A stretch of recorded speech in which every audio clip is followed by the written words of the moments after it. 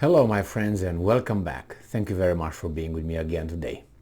Well, Liz Truss, my friend, is gone and it seems like another guy was appointed. Now this guy is the one that lost when he competed against Lizzie. So Lizzie had more stamina, it seems like. Nevertheless, she's out, he's in. The only thing I knew about this gentleman, the future Prime Minister of Great Britain, was that he worked in finance. So he was like Macron, the President of France, involved in the banking system and that. So they come from that kind of area. And I'm very suspicious, to be honest, when I hear that people come from that area. There were another Romanian who was Prime Minister of Romania, and he came from World Bank or IMF, I think, one of these two. Again, you got Mario Draghi, the former Prime Minister of Italy. He came again from international European financial banking system. So it's very strange that these guys are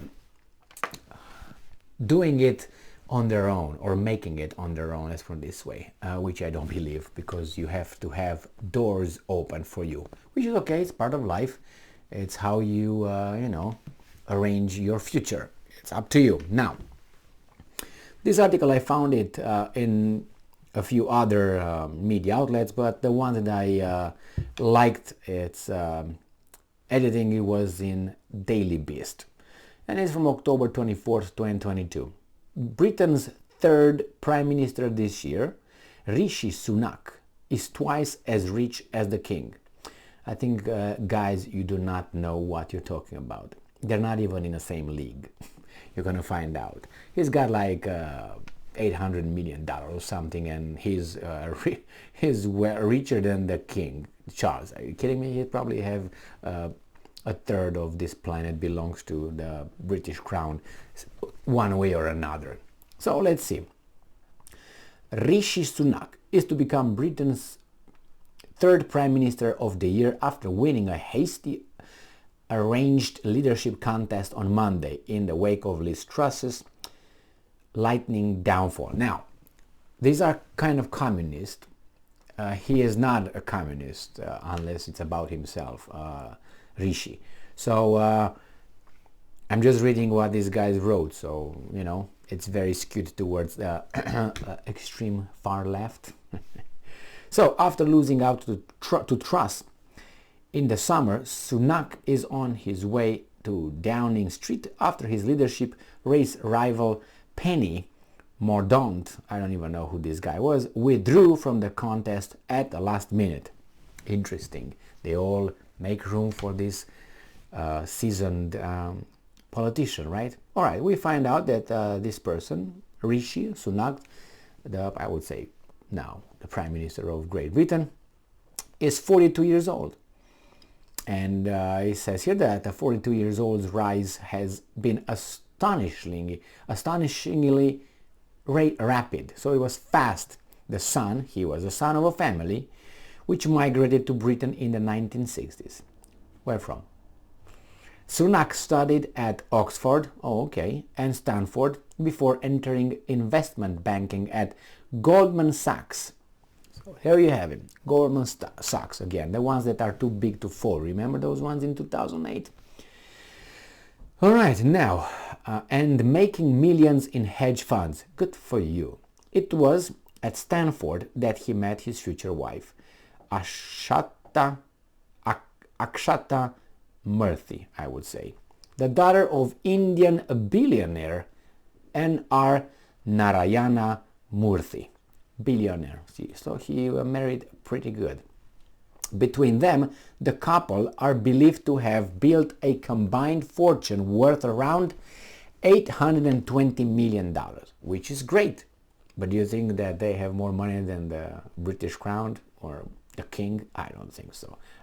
Those guys got billions, not millions. Around double the wealth of King Charles II and Camilla.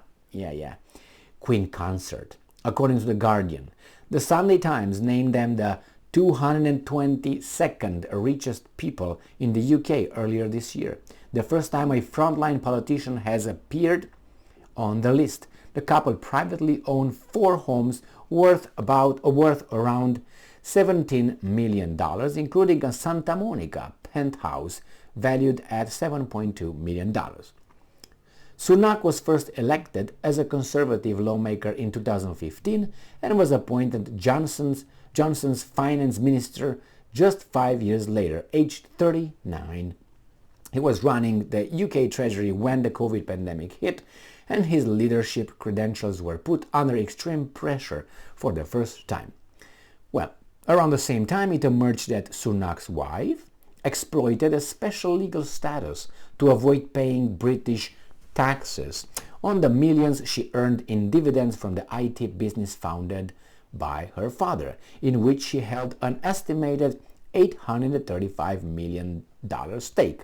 The opposition Labour leader accused Sunak of breathtaking hypocrisy for raising taxes on others, and his own family apparently reduced their own liabilities. To make matter worse, it soon emerged that Sunak held a US green card. Oh no, guys. While serving as Britain's finance minister. Nothing wrong with that, I guess. That essentially meant he'd declared himself a permanent American resident for tax reasons, while also overseeing tax hikes at home. Well, this is what this piece of news on Mr. Sunak. I don't mind if someone is wealthy. I don't mind if someone inherited the wealth. Someone worked for that, as long as it's not, illegally acquired. But that's fine. You're wealthy, great, good for you. Now you made your own wealth, that's even better. That means you show some qualities. So now, I don't know if his qualities will be used in our benefit or not mine, but my British friends, or will be used in the little clique of British nobility and wealthy people. I'm assuming the latter will be the valid circumstance over there, but who knows? At least I know that this guy is intelligent, has qualities. He's got some defects too, like all of us, but I'm not trying to justify anything. He proved it through his education, through his employment, through his money gathering. He's got that, right? I haven't heard him talk yet. I will keep you posted though. When I'm going to hear him talk, I want to know if he has knowledge, information, and if he links things together, or he's just like former President Barack Obama, just, he's very, how do you call it, articulated. That was the word. I was lost for a second. Barack Obama was very articulated, but he didn't say anything. So I don't want Sunak to be the same kind of piece of articulation, if you know what I mean. So we'll find out. I wish him all the best, because my friends in Great Britain must have a decent and prosperous, not only decent, prosperous life. They deserve it because they work hard, they have a culture, civilization, and I hope they do the right thing. Now, what the right thing is, I will not tell you, because you know it. Just follow your instincts, like Trump. Thank you very much for being with me again today. Stay strong, stay smart, look for the truth, and be just.